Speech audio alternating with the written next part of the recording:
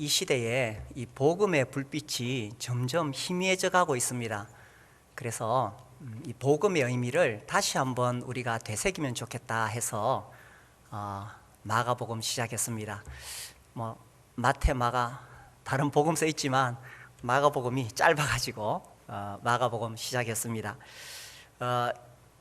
마가복음 1장 1절에 이렇게 시작되지요. 하나님의 아들 예수 그리스도의 복음의 시작이라. 뭔가 새로운 시대가 열리는 그런 선포가 있습니다. 복음의 시작이라. 그래서 1장에 보면 예수님께서 오셔서 귀신을 쫓아내시고 또 병을 고치십니다. 그래서 흑암의 권세 아래에 있는 영혼들을 건져내시는 그런 놀라운 능력을 보여주시지요. 오늘은 예수님이 레위의 집에 들어가셨습니다. 14절에 보시면은 지나가시다가 이 알포에오의 아들 레위가 세관에 앉아 있는 것을 보시고 나를 따르라 하시면서 레위를 부르셨습니다. 이 레위가 마태복음을 기록한 마태입니다. 이 레위가 세관에 앉아 있었으니까 세리지요. 그 당시에 세리는 유대인들에게 인간 취급을 받지 못했습니다. 그러니까 이제 로마의 그 지배하에 있는데 자기 동족 유대인들에게 세금을 착취해 가지고 로마에 갖다 바쳤지요. 그리고 사실은 많은 양을 자기 호주머니에다가 집어넣었습니다. 그러니까 그야말로 동족의 피를 빨아먹는 그런 존재였지요. 자기 동족에게서 돈을 갈취해 가지고 그죠? 자기 호주머니에 넣고 또 로마에 갖다 바치니까 그야말로 인간 말종처럼 그렇게 취급을 받았습니다. 그런데 우리 주님이 오셔서 그런 레위에게, 그런 세리에게 나를 따르라 이렇게 해서 제자로 부르신 겁니다. 지난주에 우리 딸내미가 사진을 하나 보여줬는데, 주전자 사진을 보여줬는데 그 주전자에 나를 따르라 이렇게 적혀 있더라고요. 예, 주님이 하신 말씀은 그런 나를 따르라가 아니고 이제 내 제자가 되라, 이제 그런 의미겠지요. 그리고 이제 이 레위가 자기 집에다가 잔치를 베풀었습니다. 그러니까 유유상종이라고 같은 세리들, 죄인들이 그 집에 몰려왔습니다. 우리 주님이 그들과 함께 음식을 잡수시고 정말 친구처럼 그렇게 재미나게 놀고 계신 거예요. 그래서 그 당시에 바리새인들, 종교 지도자들이지요, 그들이 물었습니다. 아니 어떻게 저렇게 세리와 죄인들과 함께 먹고 저렇게 놀 수 있느냐 이렇게 물었거든요. 그때에 2장 17절에 우리 주님이 정말 놀라운 말씀을 선언하십니다. 2장 17절, 예수께서 들으시고 그들에게 이르시되 건강한 자에게는 의사가 쓸데없고, 그렇죠? 병든 자에게라야 의사가 있느니라. 그 다음 나는 같이 읽읍시다. 시작. 나는 의인을 부르러 온 것이 아니요 죄인을 부르러 왔노라. 야, 이거 참 얼마나 아름다운 말씀입니까? 나는 의인을 부르러 온 것이 아니라 죄인을 부르러 왔노라. 정말 좋은 말씀이죠. 먼저 이미 예수님을 믿은 분들에게 제가 이 말씀을 전하려고 합니다. 이제 우리가 예수님을 믿으면 구원을 받습니다. 어떻게 해서 구원을 받게 되었습니까? 내가 구원을 받을 수 있는 이유가 무엇입니까? 내가 죄인이었기 때문에 그런 겁니다.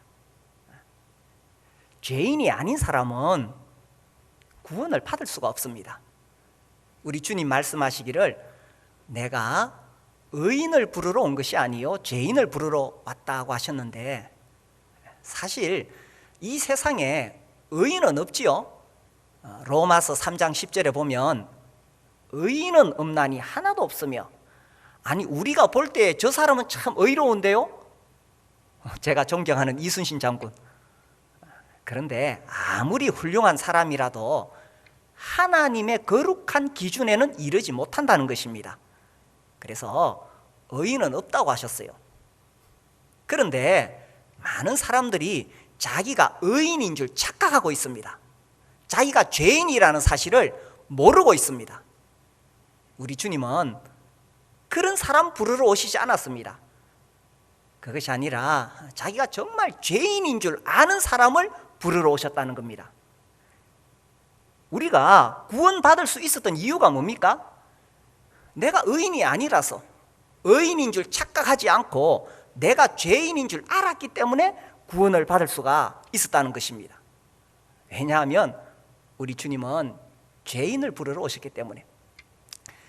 지금 우리 교회 청년들 이제 복음을 듣고 천만다, 천국에서 만납시다, 성경 공부를 하고 구원 간증문을 이렇게 적어내고 있습니다. 제가 이제 그것을 계속 살펴봐요. 왜 보통 이제 우리가 중학교 때도 침대를 받고 고등학교 때도 침대를 받았는데 왜 이 고등학교를 졸업할 때까지 우리 청년들이 구원을 받지 못했을까? 이걸 이제 제가 분석하기 위해서 매우 애를 씁니다. 그런데 결국 원인이 뭐냐? 자기가 죄인인 줄을 모르는 거예요. 그러니까 예수님을 만날 수가 없는 거지요.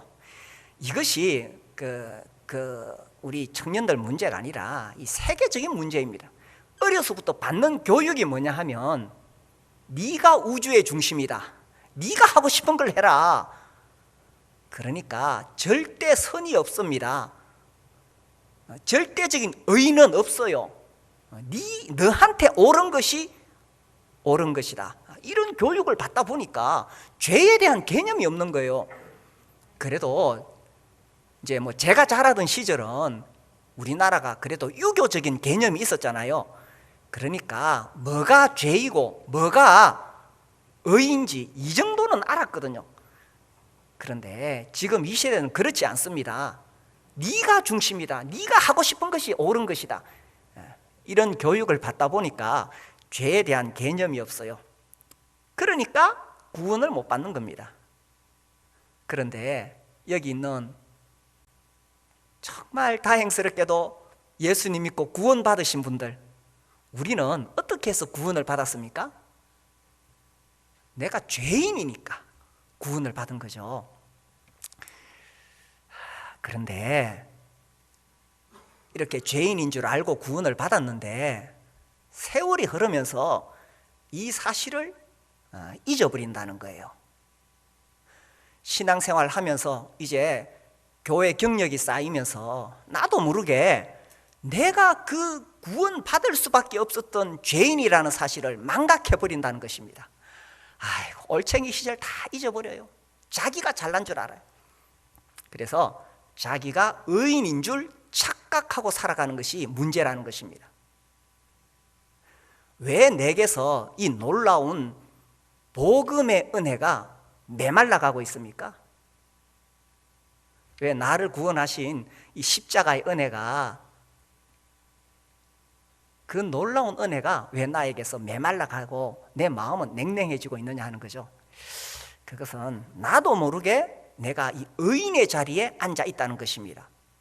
처음 예수님 믿었을 때 그 순수한 마음은 사라지고 내가 어떤 죄인이었는데 어떻게 구원받았는지를 잊어버리고 나도 모르게 내가 중심이고 내가 하는 게 옳고 그런 의인의 자리에 앉아 있다 보니 이 복음의 은혜가 내게서 메말라 버린다는 겁니다. 우리 누가복음의 그 바리새인과 세리의 기도 잘 아시죠? 누가복음 18장 한번 볼까요? 누가복음 18장에는 바리새인과 세리의 기도가 나옵니다.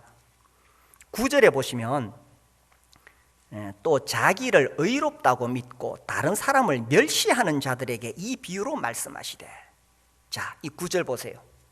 자기를 의롭다고 믿고, 이것이 바리새인입니다. 이것이 의인입니다. 이 사람이 진짜 의로워서 의인이 된 것이 아니라 자기 스스로 자기는 의롭다고 믿는 거예요. 그러니 다른 사람을 멸시할 수밖에 없는 거지요. 그래서 이제 10절, 두 사람이 기도하러 성전에 올라가니 하나는 바리새인이요, 자기를 의롭다고 믿는 바리새인이요, 하나는 세리라. 그 당시 손가락질 받는 세리지요. 11절, 바리새인은 서서 따로 기도하여 이르되 하나님이여, 나는 다른 사람들 곧 토색, 불의, 간음을 하는 자들과 같지 아니하고 이 세리와도 같지 아니함을 감사나이다. 하나님 보십시오, 저 나쁜 세리와 달리 나는 이렇게 의로운 사람입니다. 이게 현대식으로 말하자면, 하나님 나는 저 새벽기도 안 나오는 김영재와 같지 아니하고 이런 겁니다. 하나님 나는 저 11조 안 하는 이자매와 같지 아니하고, 하나님 나는 저렇게 교회에서 섬기지 않고 사역하지 않고 빈둥거리며 노는 저 김형제와 같지 않고. 이게 우리도 모르게 교회 오래 다니다 보면 이런 바리새인이 될 수 있다는 거죠. 12절에 나는 일회에 2번씩 금식하고 또 소득의 11조를 드리나이다 하면서 하나님 앞에 자기가 얼마나 많이 공로를 쌓았는지를 주장하게 됩니다. 이게 바리새인이지요. 13절에 보면 세리 이야기가 나옵니다. 세리는 멀리 서서 감히 눈을 들어 하늘을 쳐다보지도 못하고 다만 가슴을 치며 이르되 하나님이여 불쌍히 여기소서, 나는 죄인이로소이다. 우리 주님이 어떤 사람을 만나러 오셨느냐? 나는 의인을 부르러 온 것이 아니요 죄인을 부르러 왔노라. 그러니 이 바리새인과 세리 중에서 주님이 누구를 만나시겠어요? 14절, 내가 너희에게 이르노니 이에 저 바리새인이 아니고 이 사람 세리가 의롭다 하심을 받았다, 이렇게 말씀하십니다. 그래서 우리가 구원을 받은 다음에 내가 정말 과거에 어떠한 사람이 있는가를 잊어버리면 이 복음의 은혜가 내 안에서 메말라 버린다는 겁니다. 이 구원파의 교리를 공격하는 이유가 있습니다. 그 사람들은 한 번 회개하면 다시는 회개할 필요가 없다고 말합니다. 자꾸 회개하는 사람은 구원받지 않은 사람이라고 말합니다. 마치 이제 한번 이제 의롭다함을 받으면 자기 자신이 진짜 의인이 된 줄 알아요. 이 칭의의 개념을 이해를 못해서 그런 거지요. 칭의는 내 본성 자체가 완전히 변한 게 아니라 하나님이 의롭다고 칭해 주신다는 뜻입니다. 그래서 우리 같은 죄인을 하나님이 용서하시고 이제 너는 의롭다 이렇게 칭해 주셨기 때문에, 그래서 우리가 하나님 앞에 의롭다함을 얻은 거지, 나 본성 자체는 여전히 나에게는 이 죄의 속성이 있다는 겁니다. 그래서 용서받은 죄인이지요.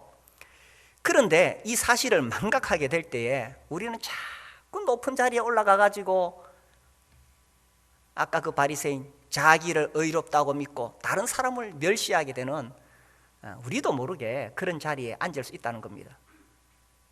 그래서 이 복음의 은혜가 나에게 다시 흐르기를 원한다면 빨리 내려와야 됩니다.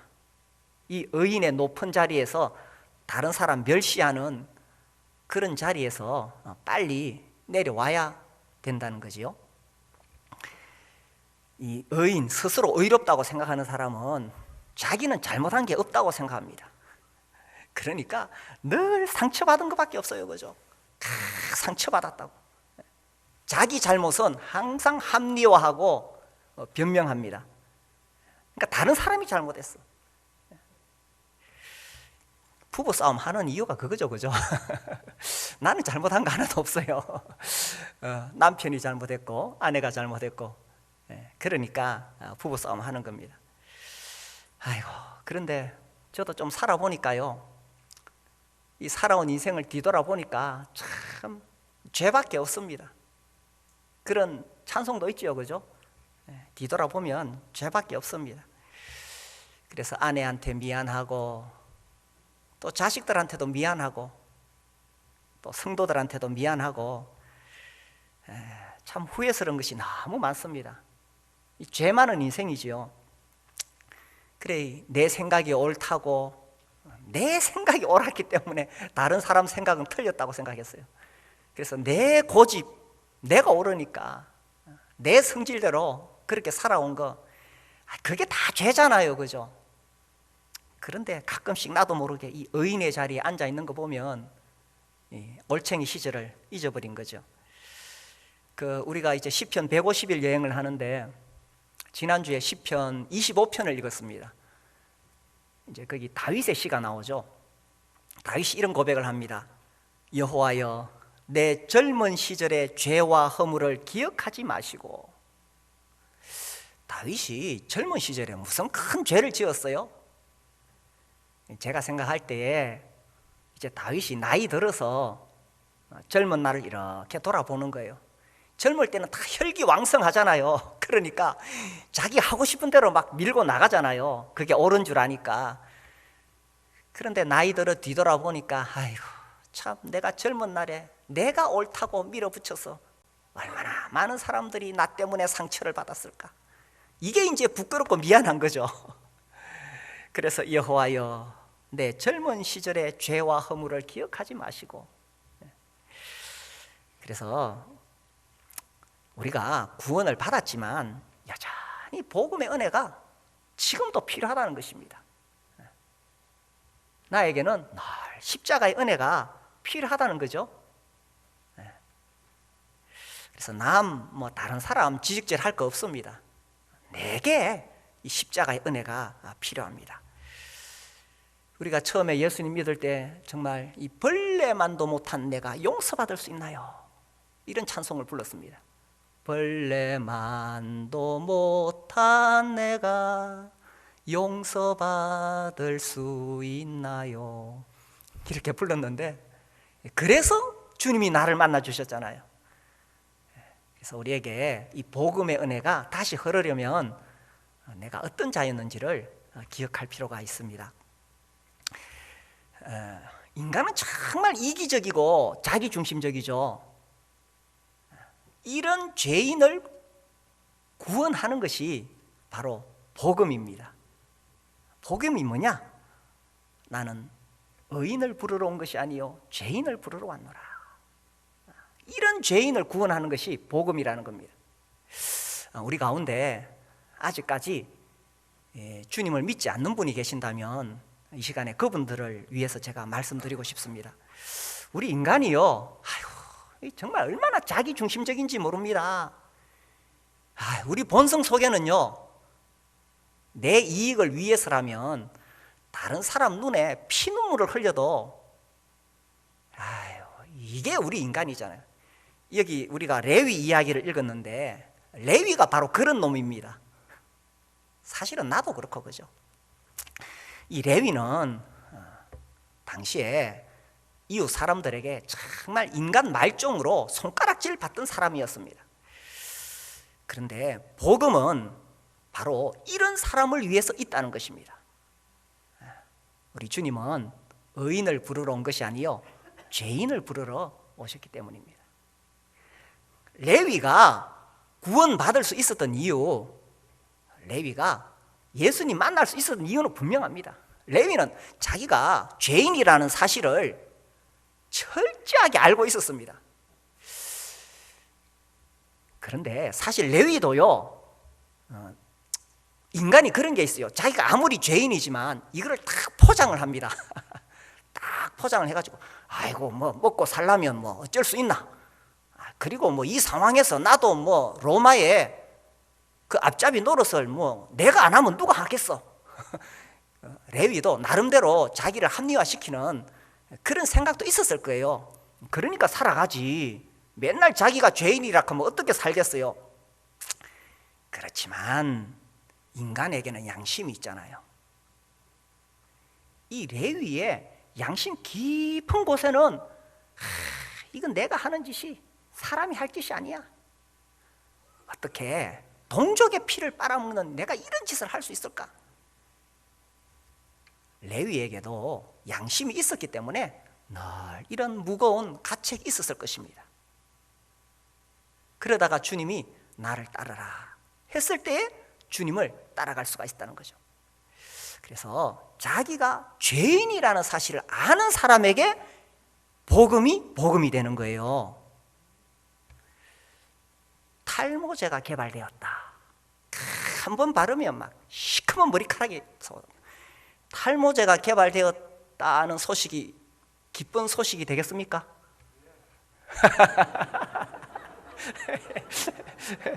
예, 우리 교회 그런 분이 계십니다. 근데 저는 별로 뭐 기쁜 소식이 아닙니다. 만약에 살찌는 약이 개발되었다. 기쁘시겠습니까? 저한테는 기쁜 소식입니다. 그렇죠. 누구에게 예수님이 기쁜 소식이냐? 이 양심을 통해서 내가 죄인이구나.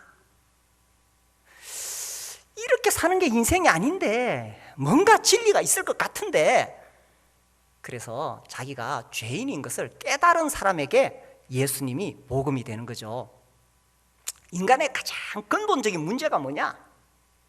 그것은 뭐 우리가 병이 나가지고 돈이 없어서 그것이 아니라 죄 문제라는 것입니다. 그 마가복음 2장 앞부분에 중풍병자 이야기가 나옵니다. 이 사람이 중풍병이 걸려서 예수님한테 고치러 왔어요. 그런데 사람이 하도 많아가지고 예수님을 만날 수가 없습니다. 그때 친구들이 지붕을 뜯어가지고 이 사람을 침상채 공중에서 달아내렸어요.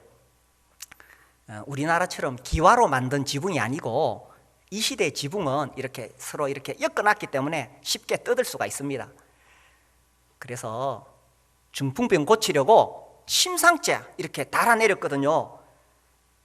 5절에 보시면은 5절에 2장 5절입니다. 예수께서 그들의 믿음을 보시고 중풍병자에게 이르시되 작은 자야. 뭐라고 하셨어요? 그렇죠. 네 병이 고쳐졌느니라가 아니라 네 죄사함을 받았느니라, 이렇게 말씀하십니다. 이 사람은 중풍병 고치러 왔는데 주님은 그 중심을 꿰뚫어 보셨는 거예요. 이렇게 지붕을 뜯어서까지 내리니까 얼마나 간절한 사람입니까?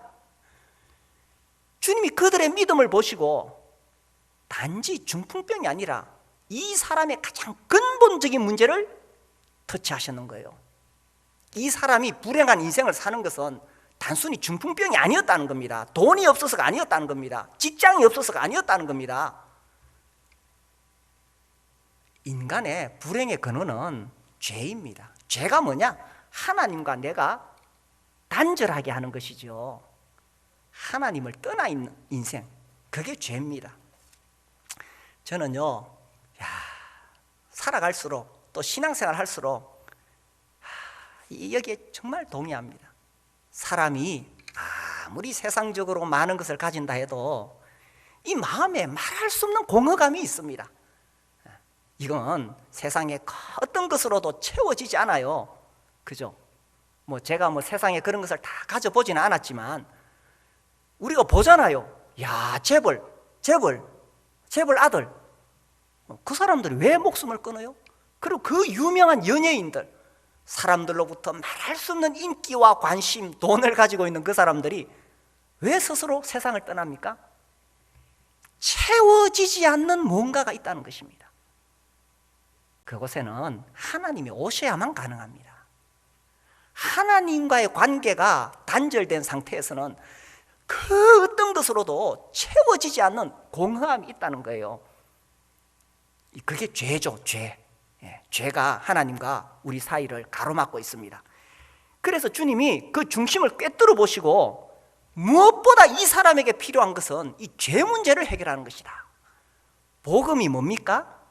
죄로 인해서 하나님과 내가 단절되어 있는데 이것을 다시 회복시키는 것, 이게 복음입니다.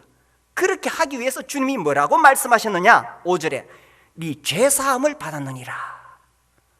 정말 놀라운 선언이죠. 이런 선언을 주님으로부터 들을 수 있다는 것은 얼마나 감격스럽고 영광스러운 일입니까? 네 죄사함을 받았느니라. 그래서 그 뒤에 읽어보면 막 사람들이 막 난리가 납니다. 아니 어떻게 저 예수라는 자가 죄사함을 선언할 수 있느냐? 그렇죠. 어떤 인간도 죄사함을 선언할 수 없습니다. 의학이 발달해서 중풍병 고칠 수 있어요. 암도 고칠 수 있어요. 그러나 그 의사도 네 죄사함을 받았느니라 이렇게 말할 수는 없습니다. 이렇게 말할 수 있는 분은 오직 한 분, 하나님이시죠.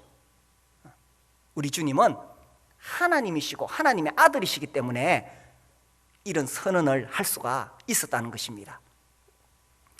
그래서 정말 나에게 지금 필요한 것이 뭐냐? 죄사함을 받는 것입니다. 오늘 우리 가운데 아직도 예수님을 내 삶의 중심에 모시지 못한 분이 계신다면 정말 간절한 마음으로 제가 부탁을 드립니다. 우리 주님을, 우리 예수님을 마음에 모시기를 바랍니다. 우리 마가복음 1장 15절 볼까요? 마가복음 1장 15절 같이 읽겠습니다. 시작. 이르시되 때가 찼고 하나님의 나라가 가까이 왔으니 회개하고 복음을 믿으라 하시더라. 회개하고 복음을 믿으라. 회개가 뭐냐? 주님 앞에 내가 다시 돌아오는 겁니다. 주님, 나는 일평생 내 고집대로 살아온 죄 많은 인생입니다.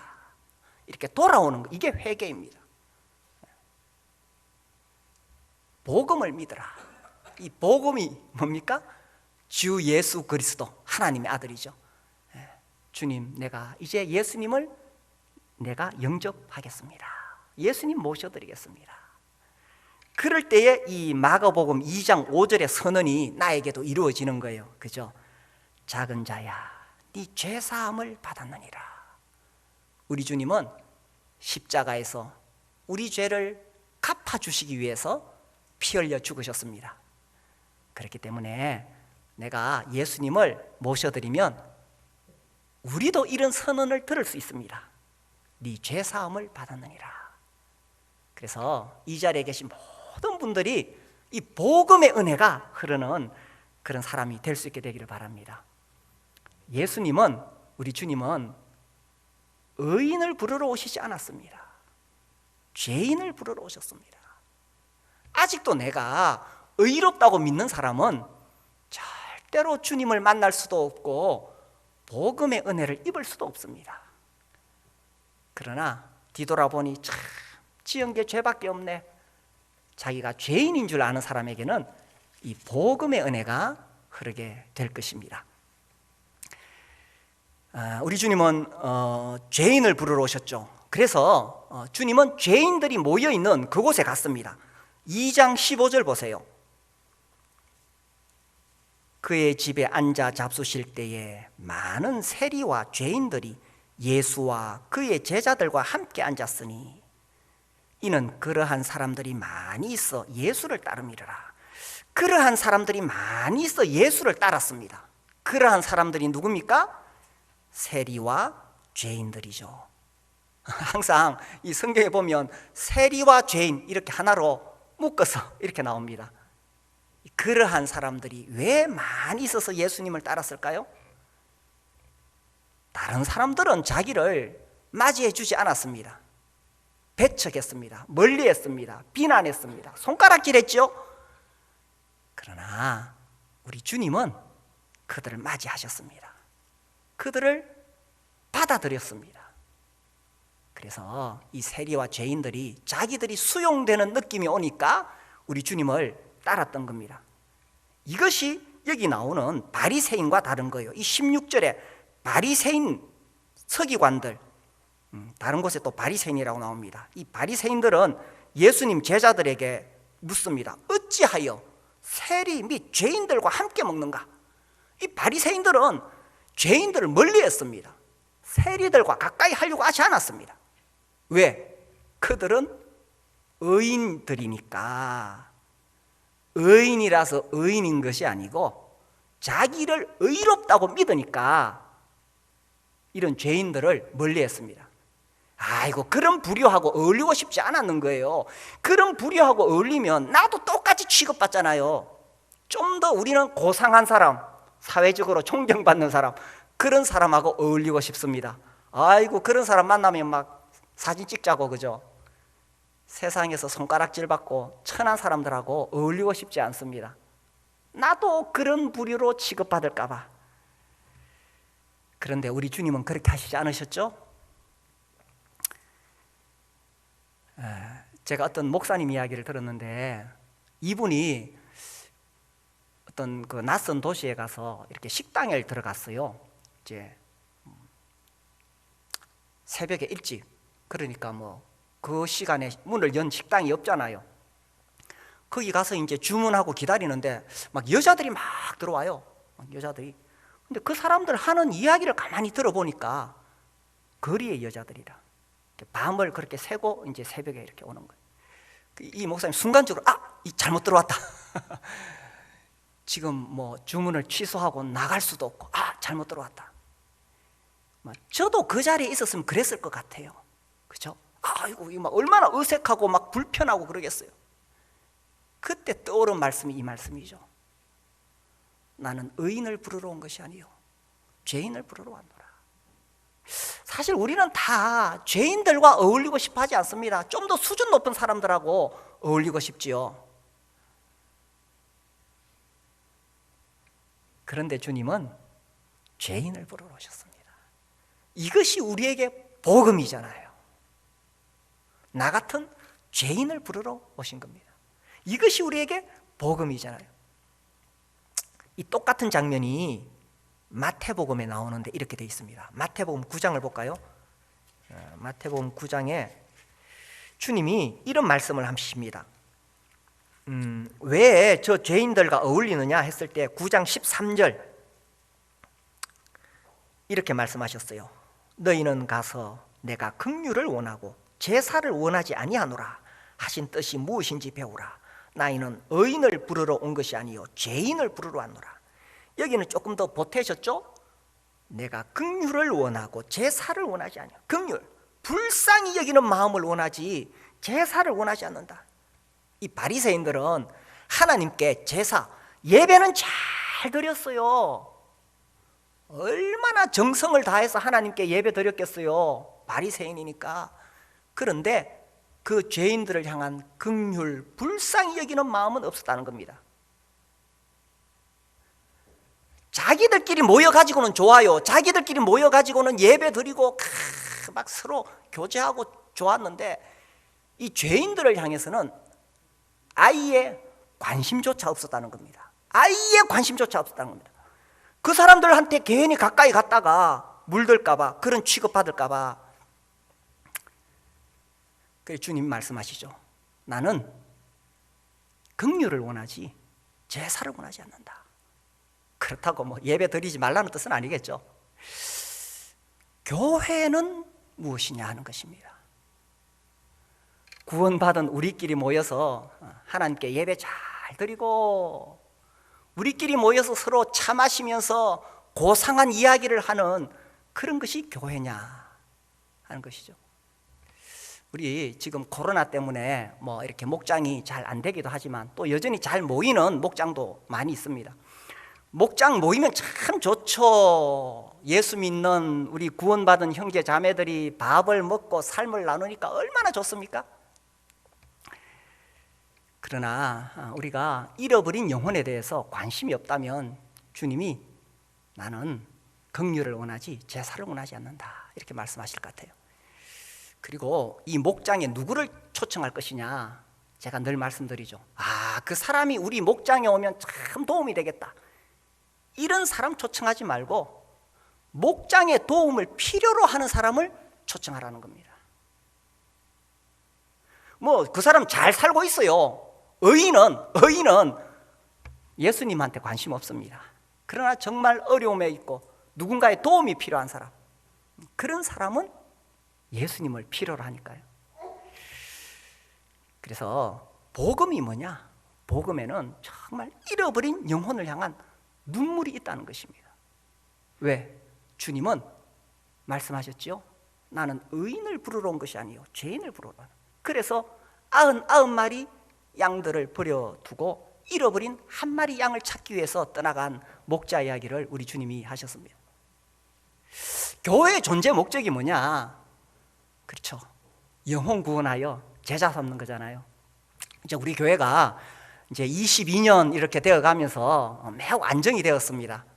오늘 이제 재정 보고도 하는데 우리가 재정적으로도 매우 안정이 되어 있습니다. 남는 돈을 앞으로 어디에 쓸 거냐? 교회가 존재하는 목적은 분명합니다. 영혼 구원하여 제자 삼는 거죠. 그래서 그 영혼이라 하면 이제 밖으로 이 잃어버린 영혼뿐만 아니라 수평적인 영혼 구원뿐만 아니라 또 아래로 수직 영혼 구원, 우리 자녀들에게도 복음이 전해져야 되겠죠. 그래서 저도 이렇게 이런 것에 대한 어떤 그 조금씩 주님이 주시는 것 같아요. 이렇게 감이 잡힙니다. 그래서 앞으로 교회적으로 이 수평 선교와 또 수직 선교를 위해서 우리가 나아갈 방향에 대해서 어떻게 해야 될지 주님이 조금씩 주시는 것 같은데, 이런 것들이 정리되면 그때 함께 나누도록 하겠습니다. 그래서 교회는 우리끼리 예배드리고 우리끼리 모여서 차 마시는 고상한 모임이 아니라 어쨌든 우리는 잃어버린 영혼을 향해서 나아가야 된다는 겁니다. 그래서 오늘 이 설교 제목이 복음의 은혜가 흐르는 사람이죠. 저는 두 가지 측면에서 생각을 합니다. 먼저는 나에게 이 복음의 은혜가 늘 흐르고 있어야 됩니다. 내가 의인의 자리에 앉아 있으면 십자가 필요 없습니다. 그런데 나 같은 죄인 구원하신 내가 어떤 자였는지를 알게 될 때에 십자가의 은혜가 늘 나에게 흐르게 되겠죠. 올챙이 시절을 잊어버리면 안 되겠죠. 제가 성경을 읽다가 이 라합 이야기 나오잖아요. 라합, 여호수아의 정탐꾼을 이렇게 숨겨두잖아요. 그 사람이 직업이 뭡니까? 기생이죠. 근데 항상 라합 앞에 기생이라는 단어가 항상 붙어 있어요. 기생 라합입니다. 기생 라합. 그리고 히브리서에 읽어보면 거기도 기생 라합, 야고보서에도 기생 라합. 아니 이제 신약에 오면 라합 그러면 다 알아먹을 것 같은데 굳이 그 앞에 기생이라고 붙였어요. 구별하기 위해서 그렇게 했는지 모르겠지만, 그렇죠. 라합이 아무리 잘나봤자 기생 라합이었다는 겁니다. 이 레위, 마태라 그랬잖아요. 그러니까 마가복음, 누가복음에는 그냥 마태라고 나와요. 그런데 마태복음에 보면 마태는 자기 자신을 소개할 때에 세리 마태라고 앞에 세리를 붙입니다. 굳이 그 세리를 붙일 이유가 뭘까요? 내가 비록 주님의 제자가 되는 이 영광스러운 길을 가게 되지만 나는 세리였다는 거예요.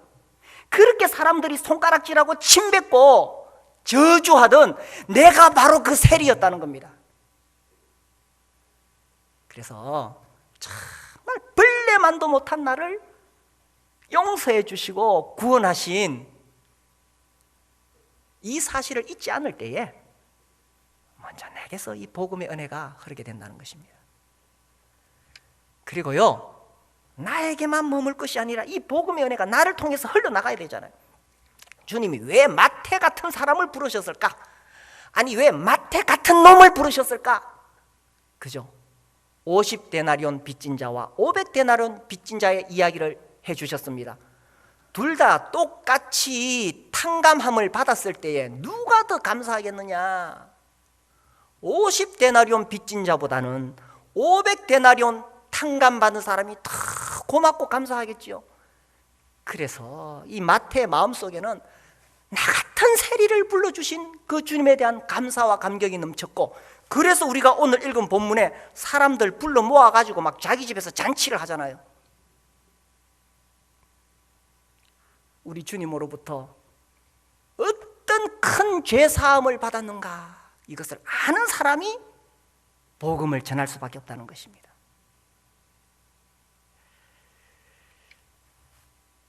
마가복음 1장 1절 이렇게 시작하지요. 하나님의 아들 예수 그리스도의 복음의 시작이라. 이 복음의 시대가 열렸습니다. 그런데 정말 중요한 것은 나에게서 이 복음의 시대가 열려야 되겠죠.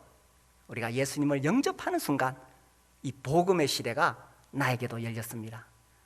그래서 이 복음의 은혜가 나에게 늘 흘러 넘쳐야 되는데, 내가 처음 우리 주님을 영접했을 때 그때뿐만이 아니라 내가 정말 어떤 죄인이었다는 사실을 기억함으로 살면 살수록 이 십자가의 은혜가 얼마나 놀라운지, 이 복음의 은혜가 살면 살수록 더 넘칠 수 있는 그런 복음의 은혜가 흐르는 그런 삶을 우리 모두가 살 수 있게 되기를 바랍니다.